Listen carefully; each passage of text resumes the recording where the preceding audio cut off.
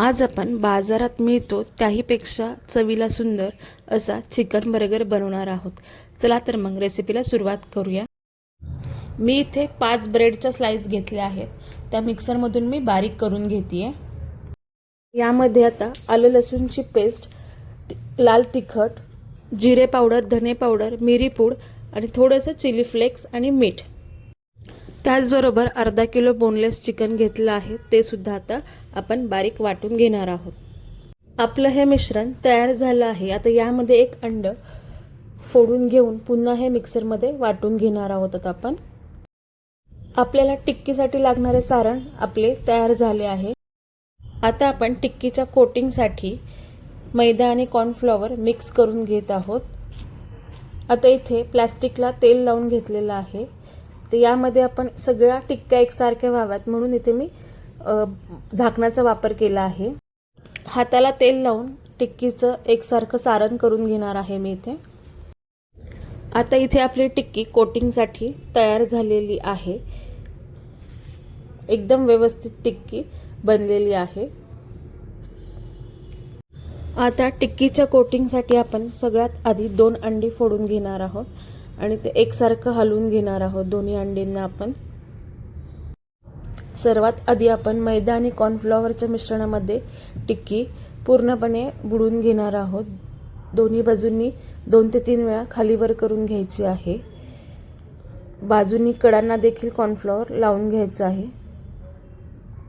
आता आपले टिक्की मैद्याचं कोटिंग करून झालेलं आहे। आता आपण अंड्यामध्ये तिला दोन्ही बाजूंनी बुडवून घेणार आहोत। अंड्याच्या कोटिंग नंतर आता आपण ब्रेड क्रम्स मध्ये व्यवस्थित सर्व बाजूंनी टिक्कीला ब्रेड क्रम्स लावून घेणार आहोत। आपण सगळ्या बाजूंनी ब्रेड क्रम्स हे लागल्या गेल्या पाहिजे।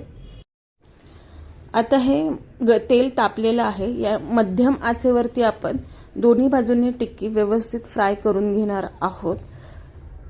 एकदम आच मध्यम ठेवायची, मोठ्या आचेवर ठेवायची नाही, नाहीतर वरनं ब्रेड क्रम्स करपून जातात आणि आतमध्ये टिक्की व्यवस्थित भाजल्या जात नाही, म्हणून मंद आचेवरच आपण टिक्की फ्राय होऊन देणार आहोत। दोन्ही बाजूंनी 4-4 मिनिटं भाजून झालेली आहे। आता आपण टिक्की काढून घेत आहोत। इथे आपली बर्गरची टिक्की बनून तयार झालेली आहे। आता आपण बर्गर बनवूया। बर्गरचं बन मी घेतलेलं आहे कट करून, तव्यावरती बटर टाकून दोन्ही बाजूंनी बटरचा बन भाजून घेणार आहे मी।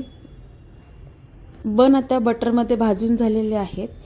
एका बाजूच्या बनला मी मेयोनीज लावून घेणार आहे आणि त्याच्यावर लॅटूस किंवा कोबीची पाने पण तुम्ही ठेवू शकता। आता यावर आपण एक चीजची स्लाइस ठेवून घेणार आहोत। त्यानंतर आपण यावर गरम गरम टिक्की ठेवणार आहोत।